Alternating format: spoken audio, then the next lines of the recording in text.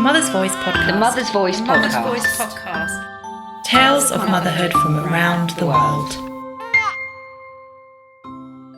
Hello and welcome to Season 2 of the Mother's Voice Podcast. My name is Marion Duggan and it's my pleasure to share with you these interviews which have been recorded with a number of different women about their experience of early motherhood. For this season of the podcast, we've partnered with Derby Museum and Art Gallery and would like to thank their volunteer team who have made these interviews possible. Each episode has been edited from a longer conversation into pieces somewhere between 8 and 10 minutes long, and we hope we've distilled some of the complicated joy, hard work and overwhelming change that these mothers have experienced.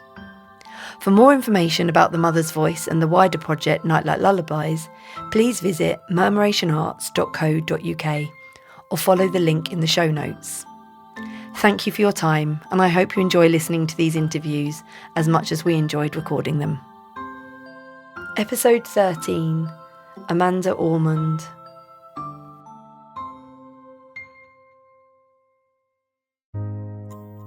My name is Amanda Ormond. I'm 45 years old and I live in Derby.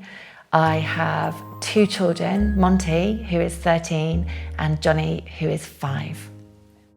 I grew up until I was about 9 in Bedfordshire, and then my parents got divorced and we moved with my mum up to Derbyshire. And then I went a bit further up north a bit later and then landed back in Derby when I was about 27. My mum was quite young when she had me and my brother. So my brother is 23 months younger than me. And my mum, I think, was 21 or 22 when she had me. So that feels, to me, really young. Dad wasn't around that much when I was growing up. And she was with my dad until we were like 9 or 10, and then they got divorced. So most of my upbringing feels like it's been done by a single parent in many respects. But she was like, Mum has been everything. Silly things like dinner's always around the table, you don't watch TV, there's no screens with dinner, all of that kind of stuff. You all eat together, you eat breakfast together. And in terms of parenting, I think probably I was parented as best I could be parented as an undiagnosed neurospicy. Having an adult diagnosis of ADHD, I can kind of see that Mum probably did her absolute best with what was probably just, I don't know, a tornado of a human being trying to raise them. I was 32 when I was pregnant with Monty. Monty was planned, Monty's my eldest. I didn't think I wouldn't be a parent, but I absolutely didn't grow up as a person that was like, family is my priority in terms of having my own family. I was very career driven in some respects, but also it just wasn't a priority. I was never one of these people that was like, I must have babies. Before I had my first baby, I had plenty of preconceived ideas of what I thought parenthood would look like. And I had ideas about what I wanted to be as a parent and what I thought family would look like. Well, I mean, now I'm 13 years in and I'm very much kind of like, I could laugh at all of the ideas that I had, but it's completely different to what I expected. I made the assumption that I would go back to work after 6 months and it would just be a piece of cake and I wouldn't be knackered. And it's such a naive attitude in hindsight. It was just going to be a piece of cake and it was going to be easy. I guess the first 2 weeks actually were fairly whatever normal looks like in that stage. And then they said, oh, he's failed his hearing screening, but this is really typical for babies that have been born by C-section. It's nothing to worry about, but we're going to come back tomorrow and we're going to do a slightly bigger hearing test. Basically, I've been chopped in half and they're coming back to put great big headphones on my baby to make sure that he can hear. And I think I was probably on enough drugs that I just sort of thought, oh, they're just going to do this. And then he failed that screening. In hindsight, obviously he failed that screening. And they said, don't worry, we run the test again in 2.5 weeks or 2 weeks' time. So they're trying to reassure me all the time. And I'm thinking, what's going on? And we went back to do the test. And the guy that tested Monty's hearing, he was amazing. So he'd met us for 5 minutes. He then tested our baby for an hour or an hour and a half. And then he had to tell us that our baby was deaf. And that's a big amount of information to tell somebody. Like that is a life changer. That's not just that's a big deal. And he was like, I'm really sorry, but it looks like he's profoundly deaf. And let's work out where we go from here. And it was just like, I don't know, surreal, I guess, in many respects, because I wasn't expecting it. I didn't know what it meant. I didn't know what deafness meant in a baby. I didn't know. There was so much. I had preconceived ideas about what deafness looked like. I had preconceived ideas about what raising a deaf child would be. There's all of this hitting you within a really short amount of time. And it was just such a massive amount of information. So the difference between expectation and reality when I had Monty was just enormous. I think the things that really hit me were how long everything suddenly took. Why does it take so long to try and leave the house with a baby? Like, this is a tiny little thing.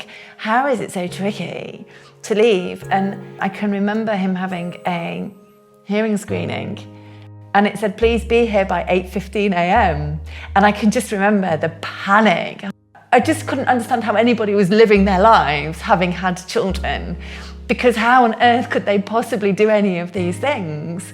And I just felt like my body was never going to go back to anything. I felt like my boobs were going to leak forevermore. I felt like I would never have sex again. I felt like my baby was just going to be just sucking all of my life from me, and I would never be able to achieve anything. And I just felt this huge, how are people so together? But I'd had this glorious dream that I was just going to be this lovely kind of slightly liberal mum who was just going to wear her baby, and it was all going to be, and wow, it really wasn't that. I mean, it was, but also it really wasn't. So my youngest son is called Johnny. He's really proud that his big brother is deaf. That is a big deal to him.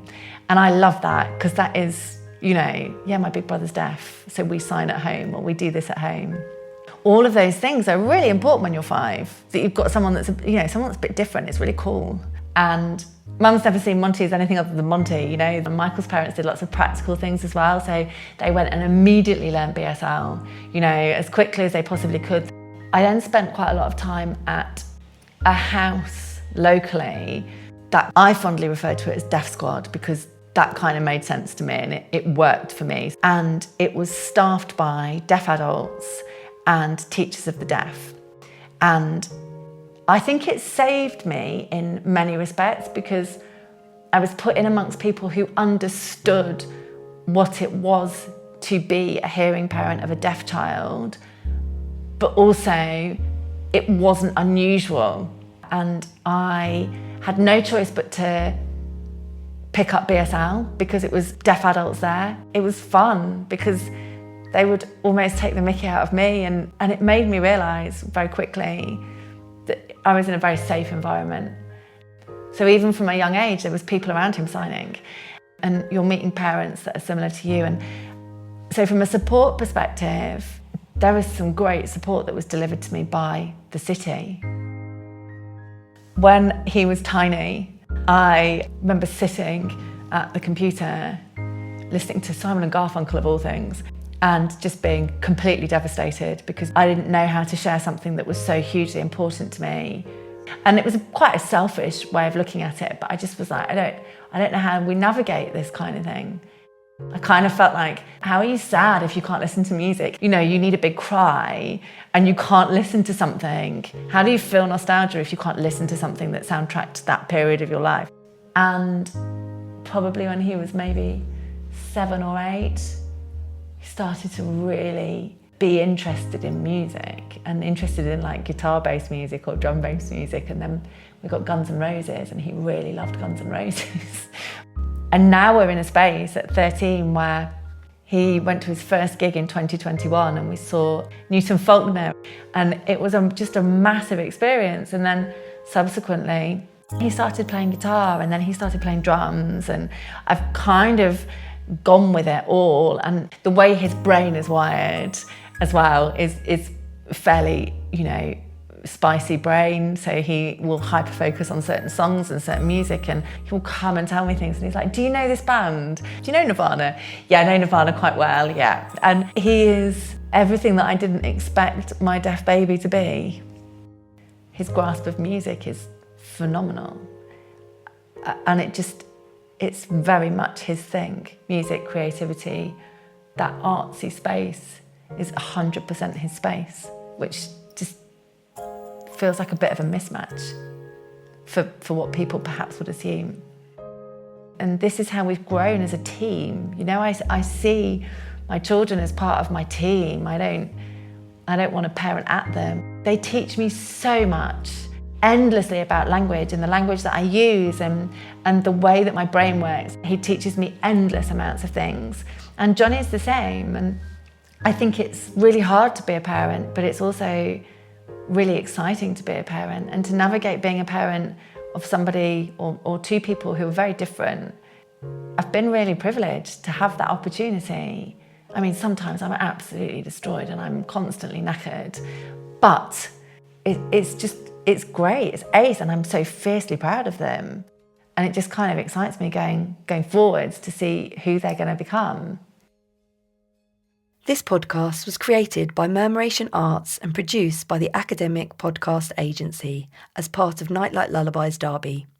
Made possible by the National Lottery Heritage Fund and Arts Council England, in partnership with Derby Museums, the Royal School for the Deaf Derby and Derby Feste. Supported by D Youth Hub, Action Deafness and Family Hubs Derby.